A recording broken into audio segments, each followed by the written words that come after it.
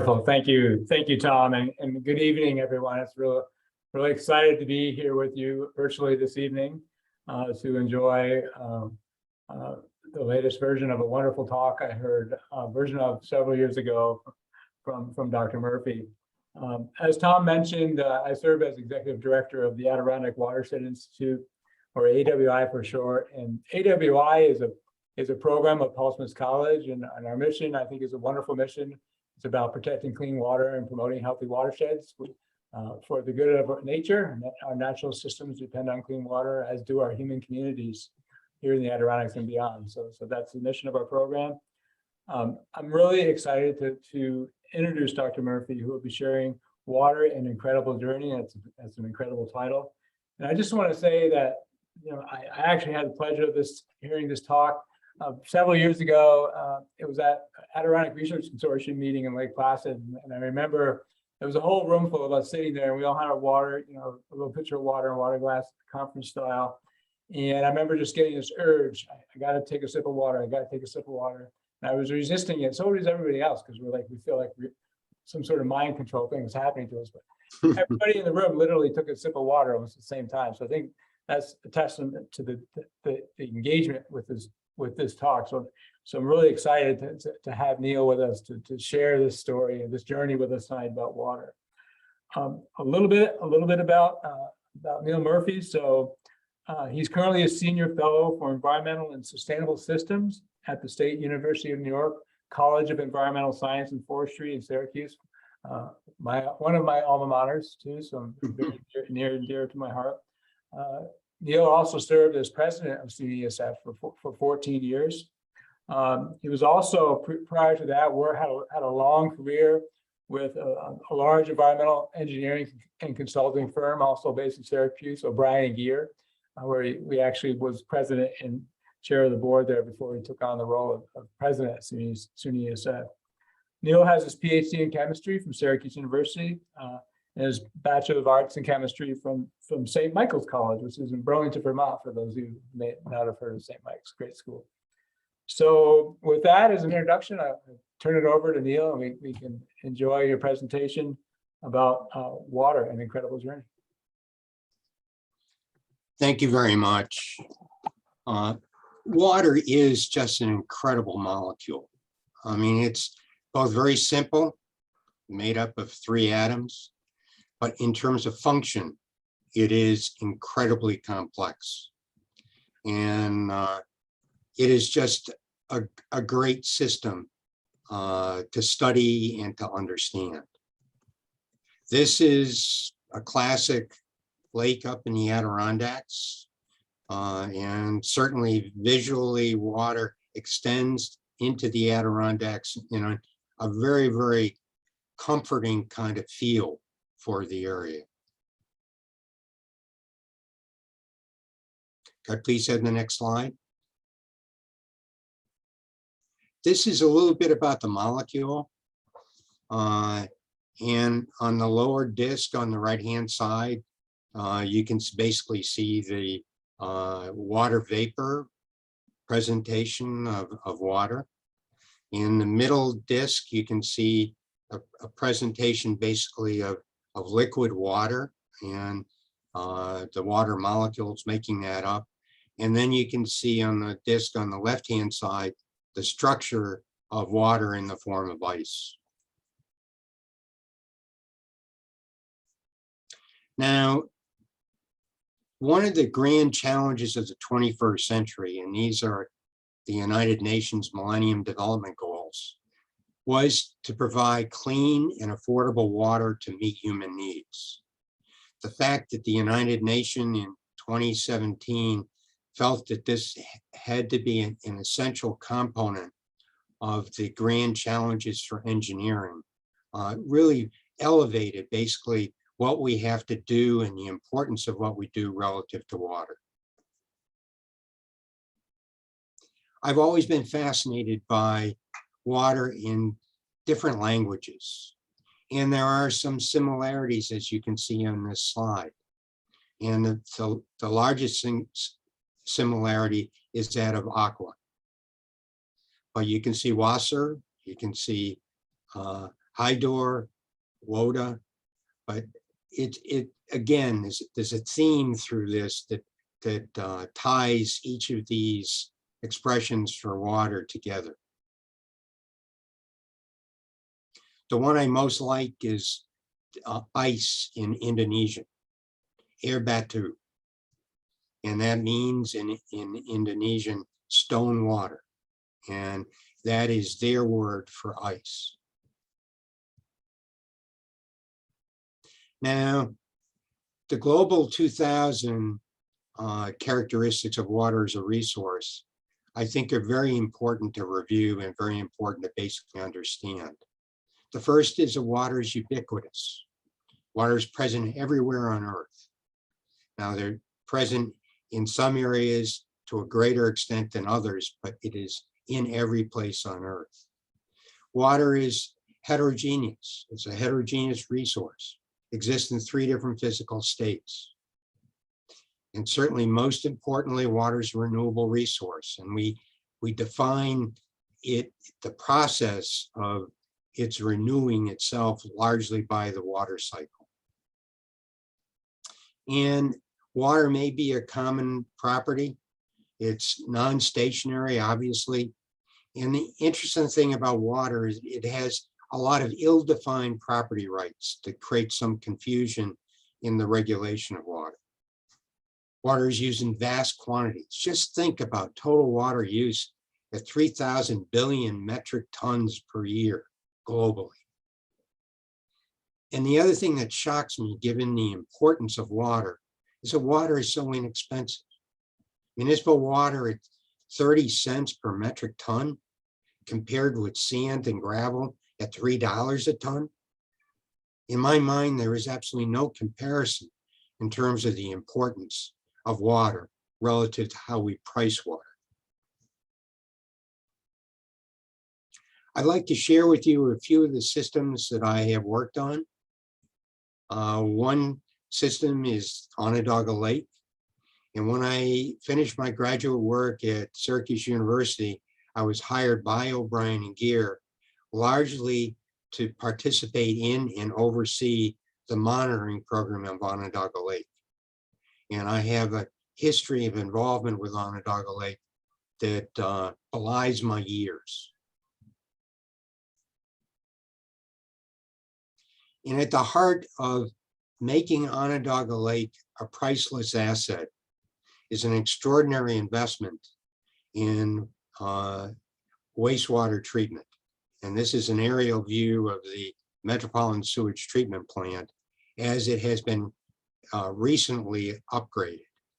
And it's through this upgrade and other upgrades we'll briefly talk about that basically has created an extraordinary resource for those of us in Syracuse.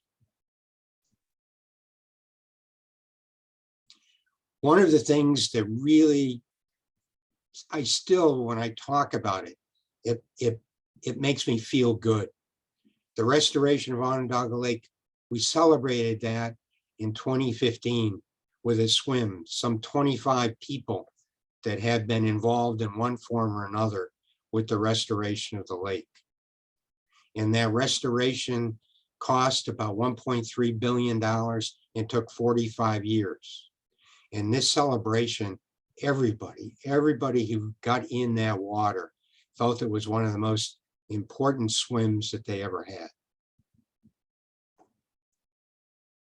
Now the eagles fly on Onondaga Lake. They have returned. And for those of you that know a little bit about Onondaga Lake, it's tucked in to the city of Syracuse. And the lower part of that lake is near the Destiny Mall. And there are approximately, I believe, 15 eagles that are located in that southern portion of Onondaga Lake. And you could not have those eagles be there if the water quality was not good. Now, other systems I've worked on, the Seneca River. And on the Seneca River, it's a very important system that generally flows from west to east in central New York.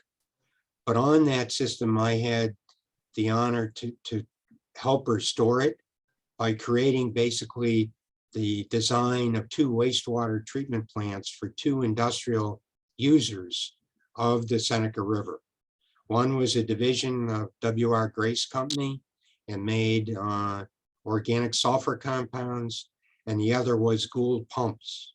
And they both had significantly degraded wastewater that went into the Seneca River.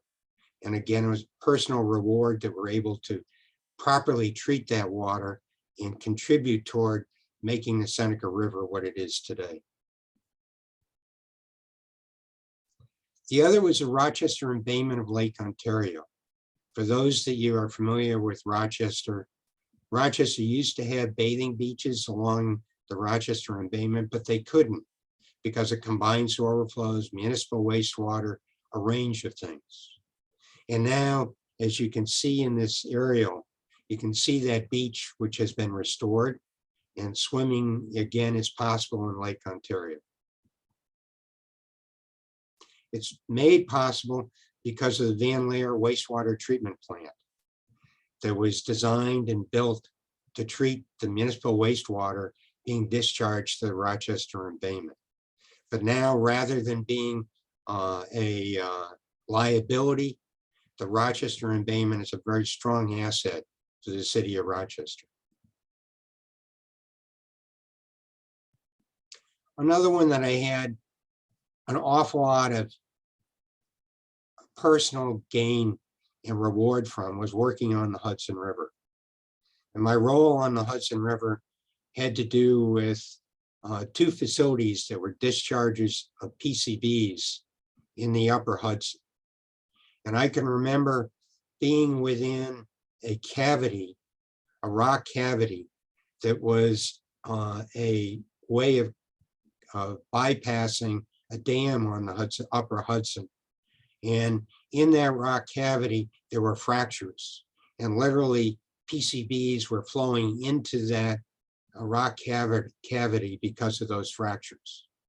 And to be involved in the recovery of the PCBs and the sealing of that chamber, and see the Hudson River recover itself and fishing to begin to be allowed in the Hudson River because of that remedial activity was very rewarding.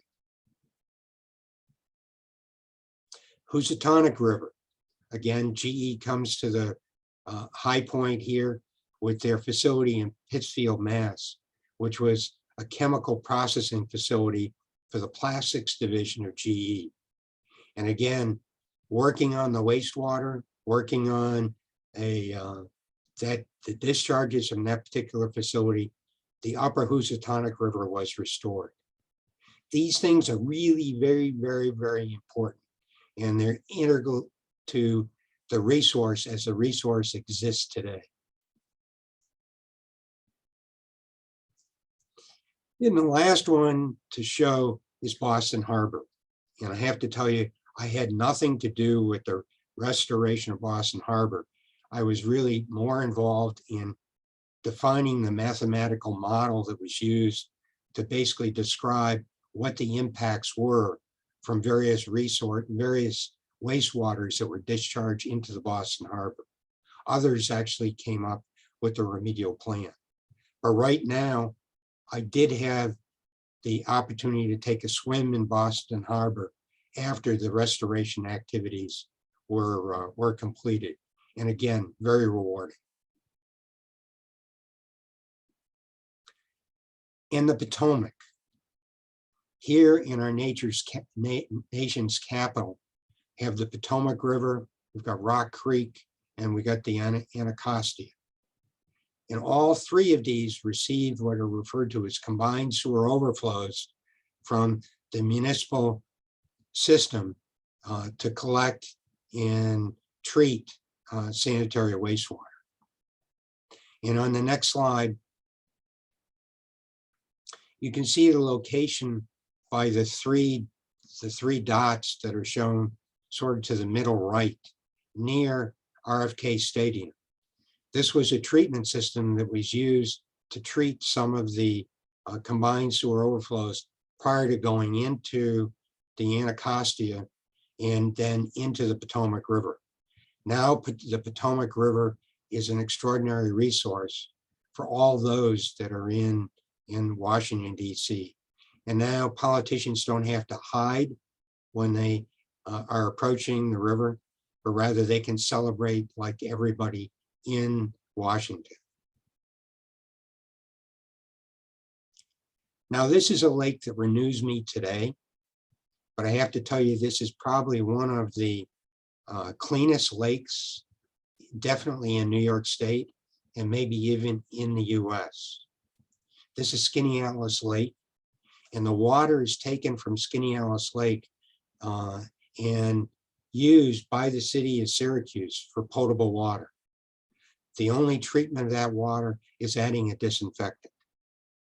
And just to be on a deck in the evening, pardon me, but with a glass of wine and looking out at that lake, literally, it is a lake that restores me. It's a lake that renews me and sustains me. Water has the ability to do that. I now am involved with the Skaneateles Lake Association with a strong commitment to keep it clean. And one of the things that we have had in Skaneateles Lake is an outbreak of harmful algal blooms, literally cyanobacteria. And on the next slide, you can see basically the toxin that is produced by cyanobacteria, a HAB, a harmful algal bloom. And that has been posing a threat and continues to pose a threat. And this is microcystin LR.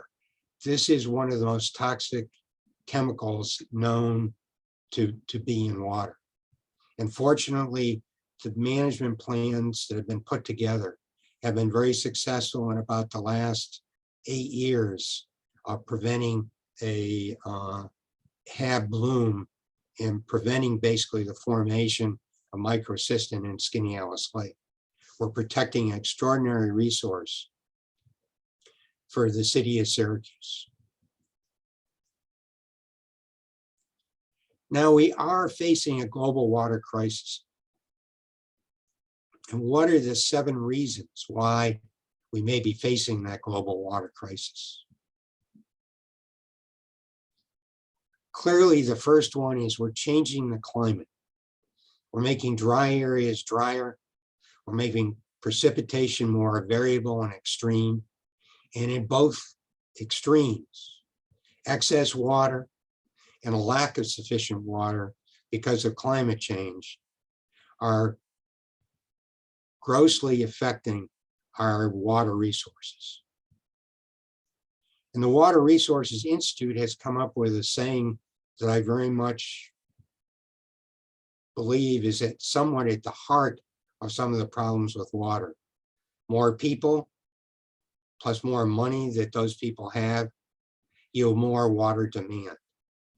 And so one of the issues we're dealing with is how do we meet that demand for water and still make sure that that water is of adequate quality. We're also finding groundwater is being depleted. We can see it in the southwestern part of the US. Definitely we can see water infrastructure in a dismal state of disrepair. We lose about 6 billion gallons of treated water a day across the US because of the dismal state of disrepair. The other thing that I think is extremely important is we understand the value of this loss. And we understand what we have to do to protect it, retain it, and deliver it.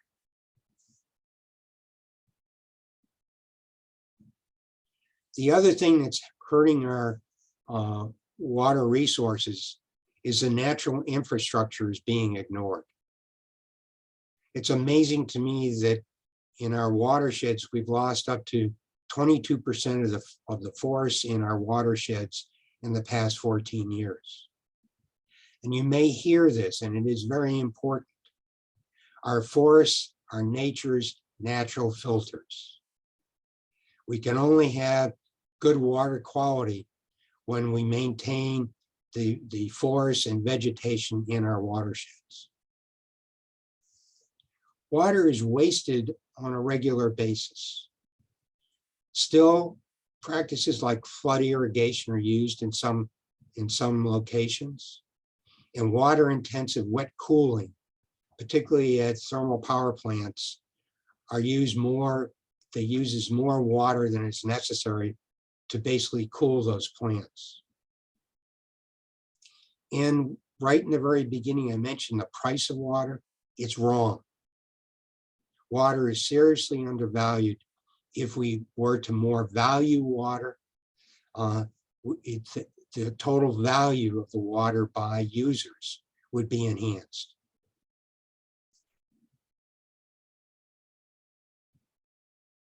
Do you agree with these? Maybe we'll come back to that later. The other thing we should understand is what is referred to, and I refer to it as the most basic water equation. Good science, excellent science, good public awareness. That public awareness drives good public engagement. That will yield clean water. Just for example, the watershed I mentioned earlier, Skaneateles watershed, people are engaged. People are very careful about what they do. And when they see things that are not being done right, they stand up and they're counted for telling people it's got to be done better. That's a very, very important basic water equation.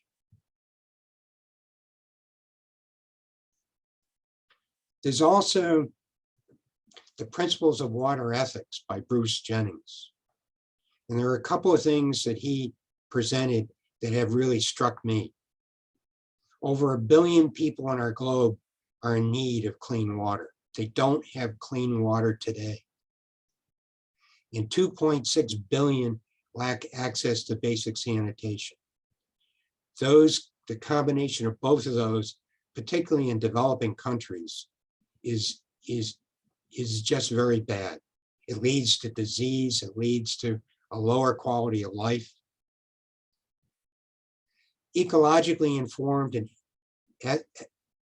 ethically responsible water management are definitely essential for public health. And they're necessary to secure these resources for future generations of life. I'm very much amazed when my wife and I have our grandchildren out to Skaneateles. And I'm awestruck by the way the whole approach toward water changes. And what I try and do is to give them in a way that they can understand that's going to be their responsibility in the future to be sure that that lake is maintained in the form, the quality of it that it is today. Now we have emerging threats. I don't know how many of you have seen in the upper left-hand corner of this exhibit, but literally waste being in our water. It's just untenable. It's a tragedy. The other thing we see is at times significant outwash from agricultural land, stormwater runoff that are contaminated with ag chemicals. And there are ways to prevent that. And those ways are not expensive. They simply make common sense and they need to be applied. On the lower left, industry. Industry is becoming much more aware of their responsibility in water. And they're increasingly aware of their demand and use of water. But we still have, by the drums on the lower right-hand corner, hazardous waste sites that still need to be cleaned up and are too close to our water resources.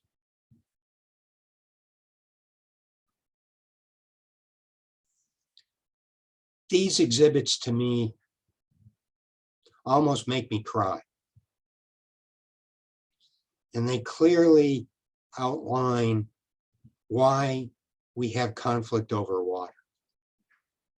You can look at the village in the upper right-hand corner of this slide, where literally the people in the village are crowding over one another just to get a pail into the common well to get a pail of water. And this is in India. Equally, if you go directly below that, you see a young fellow literally sitting in a drainage ditch. And that's his source of water. And on the lower right-hand side, you can see a woman carrying water. And unfortunately, in our developing country, is the woman's chore and responsibility to provide the water for their family. And on the lower left, you can see basically the indigenous peoples that are literally praying for water on a lake bed that clearly is under drought.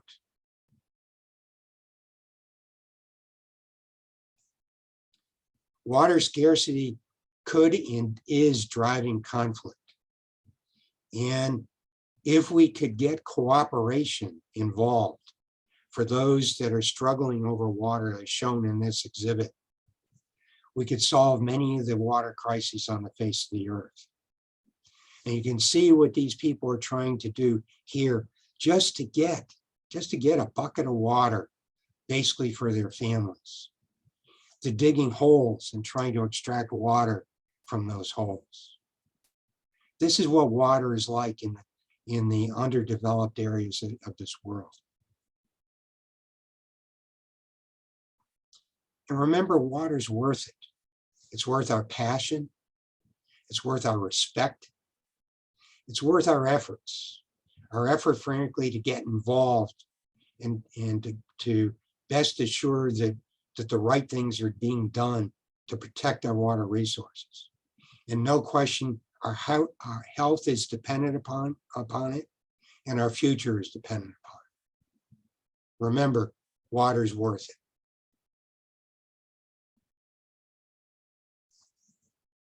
One of the things that bothers me a lot are the massive amounts of fresh, clean water that's lost through failing distribution system of old leaking pipes. It's incredible the amount of water we lose. The AWWA has estimated 18% of drinking water is lost each day through leaking pipes and broken water mains in the US. And that there are approximately 850 water main breaks every day in the US. There's a water main break in the city of Syracuse once a week. And we have to take the call of the American Society of Civil Engineers when they say that America's water distribution system is an infrastructure in crisis and a shortfall of $11 billion to replace leaking pipes. And we're not doing anything about it, or we're not doing enough about it.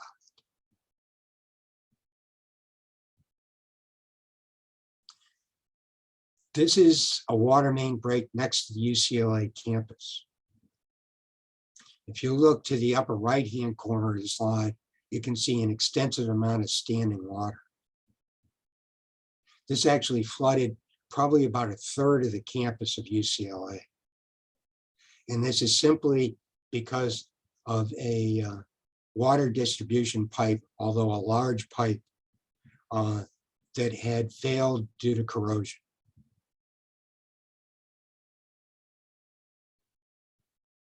This shows a sinkhole repair on Sunset Boulevard.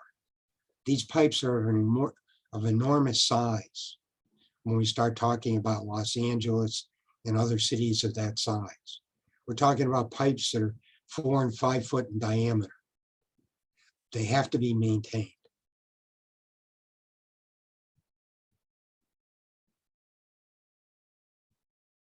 We need to create a sustainable water infrastructure system to protect this incredible natural resource. And we're not moving fast enough, and we're not applying the resources to do that.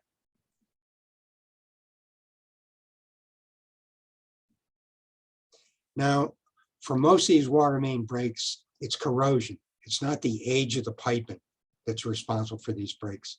It's corrosion. Now you can get corrosion because of soil conditions. If you try to couple dissimilar metals, you can get a very extensive corrosion. Just seasonal temperature changes, if, for example, the piping is not below the frost line, can create stress on the pipes and cause failure. Soil stress is also a factor. We many times use excessive amounts of de-icing salts. They find their way down to those pipes and cause corrosion.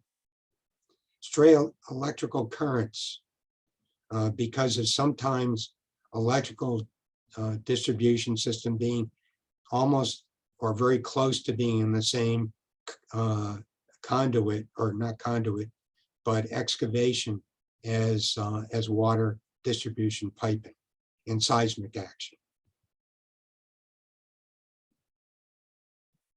Corrosion and water main breaks represent a big cost to North America. $1.5 billion from water main breaks on an annual basis. Costs on the average $6,000 to replace each break. And corrosion is a leading contributor to cast iron and ductile iron water main breaks. No question about it. We can coat our pipes. We can put an internal liner in our pipes. We can put external coating on the pipe. We can put anodic protection on our pipes.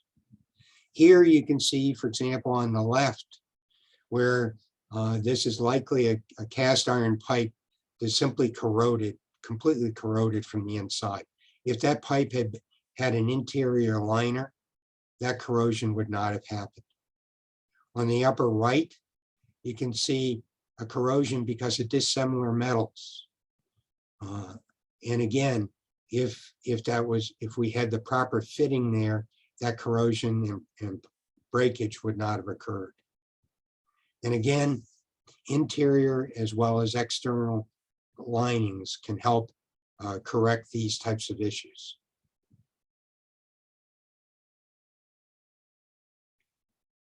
Why don't we'll go on this. Currently, we use mainly ductile iron pipe.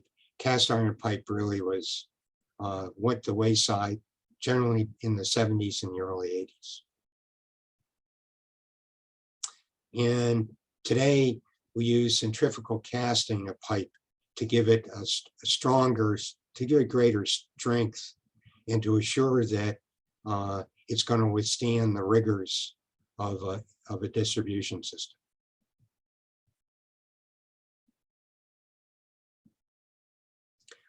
I've actually seen a pipe that was a cast iron pipe where the iron matrix was broken down, and literally you could see the flakes of graphite left around the matrix of the pipe. Ductile iron is a much thinner wall, but it's also making it less vulnerable to corrosion.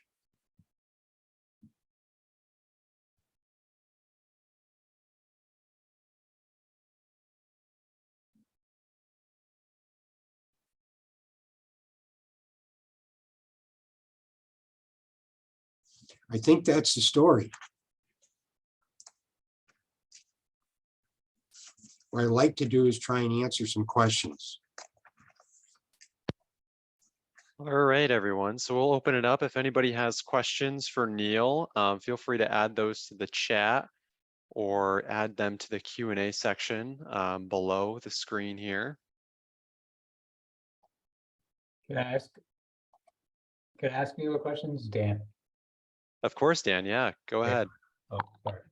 Yeah, I think just in relation to the last topic of corrosion of the pipe. Certainly, there's the physical failure of the pipes and the fittings and et cetera. But what about thinking about the corrosion, the release of heavy metals like lead and others into the distribution system, and potential human health effects. Is that, you have any comments on that, Neil?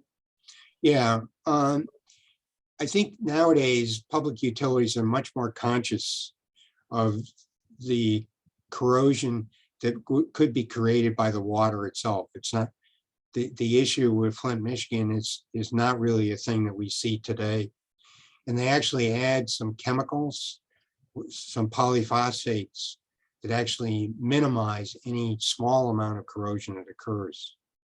And generally, I think we can all feel reasonably comfortable if we're on a municipal potable water system that the kind of corrosion that we've seen in a number of locations historically does not occur today. Thank you.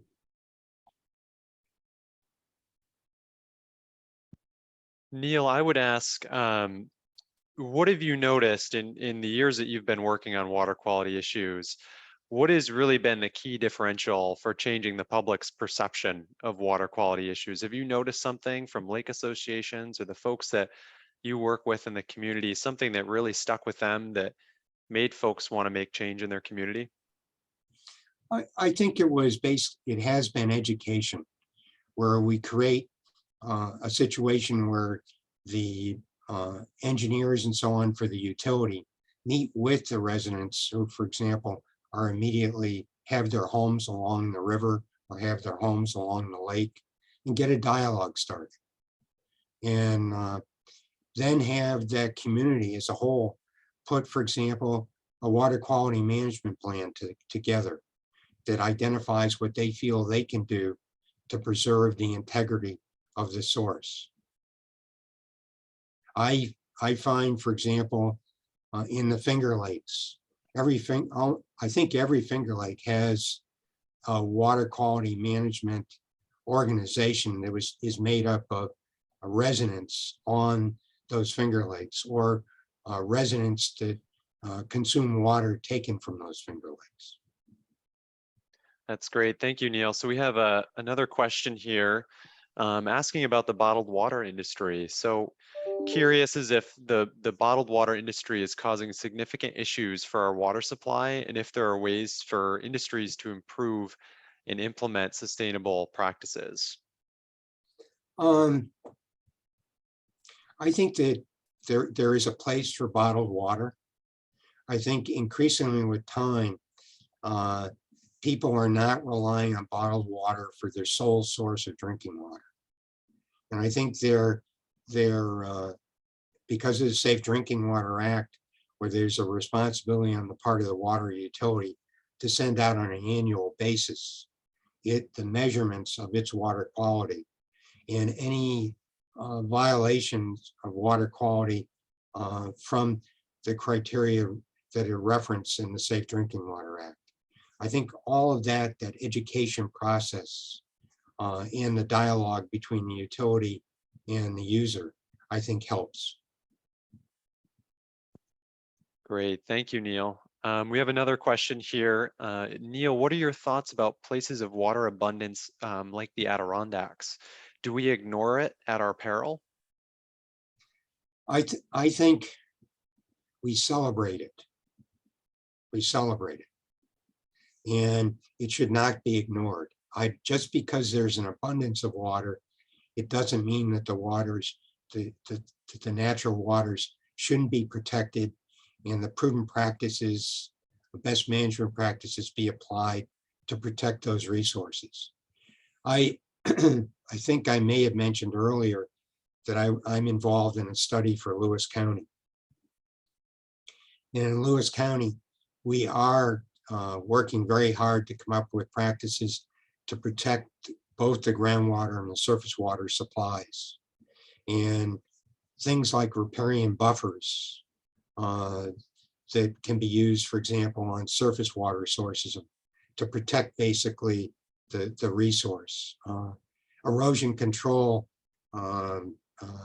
practices and the identification of where those practices should be employed. There are all those kinds of things that can be done. And by doing some of those things, it engages the public in terms of better valuing the resources that we have. Great, thank you, Neil. How can water be priced in a more rational way? I don't know that I have a good answer for that. I think if we put more of our money into the upgrade of our water distribution system, that by itself, the capital cost and the amortization of that capital cost would raise our cost of water up to closer to the level that it probably should be. I think the Safe Drinking Water Act caused the price of water to come up, but not that dramatically. Great, thank you, Neil. And you briefly touched upon climate change, Neil, in your talk, and I was curious. We have a question. In the age of climate change, when folks are likely going to be migrating towards areas with more water resources, how do we continue to build our water infrastructure? It's a complex problem, but how do we do that sustainably in a way that lifts up our communities and preserves the water quality that we already have in the Adirondacks and upstate New York? Well, I think, for example, the Colorado River gives us an example. There are 7 states that take water from the Colorado River. And those states now are much more involved in protecting the Colorado River, conserving water that's taken from the Colorado River. And so we see, again, a much greater engagement, not only in terms of the population as a whole, but certainly the politicians. In a similar way, for example, in Georgia. In Georgia, there's the Oswegatchie River, and that flows basically into the state of Florida. And there has been a kind of a war going back and forth as to who has the rights to the Oswegatchie River. And I think that has raised and elevated the need to protect that resource and to use it more wisely. I remember I was reminded by the Colorado River that there have been times when the mighty Colorado made it to the Gulf of California only as a very small trickle of water into the Gulf of California. Why? Because a lot of times the water simply wasn't used in an intelligent way. And if you think about one of the things that the Colorado River used for is hydropower. And that hydropower, one of its applications is Las Vegas and the neon lighting in Las Vegas. It seems to me as though we shouldn't waste an ounce of the Colorado River to an ounce of water for those neon lights in Las Vegas. There's other ways that Las Vegas can acquire energy without tapping into hydropower from the Colorado River. So we have another question here, Neil. Would you say that Rochester and Syracuse have some of the best water due to Candace Hemlock and Skinny Atlas Lake? And a comment that says, I love our Finger Lakes. I think they do have a good supply of water. However, for everybody that's on this call, on this streaming, I love the water in the Adirondacks. And certainly when my time up in Lewis County, going around Lewis County, particularly in the northeastern part of Lewis County, you're literally in the Adirondacks. For example, Pleasant Lake and a number of the streams up in that area. And that water quality is extraordinary. Great. Yeah. Are there any more questions I want to ask? Yeah, Dan, go feel free My to opportunity, it's my ask. opportunity. So I think early on in your remarks, Neil, you did make mention to the West being under severe drought. And actually, I was looking at the legislation or the bills actually that just passed by the Senate and going to the House. I think there's $4 billion in there for for some work to address the water scarcity in the West. And this kind of links back to the previous question about abundance. So we are an area of abundance, and some parts of the West are an area of scarcity.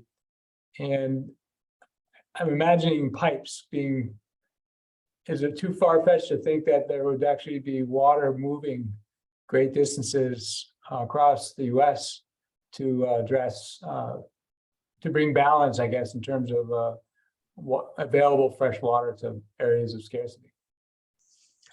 I think we are moving water from certain locations, but certainly not from, for example, from the Northeast to the Southwest. I think that would be an extravagant or very difficult capital investment to be made. I think we have a responsibility in each of those areas to protect and use the water we have as wisely as we can. You know, water from the Colorado River is used to fill swimming pools in LA. I wouldn't necessarily call that a high priority. Thank you.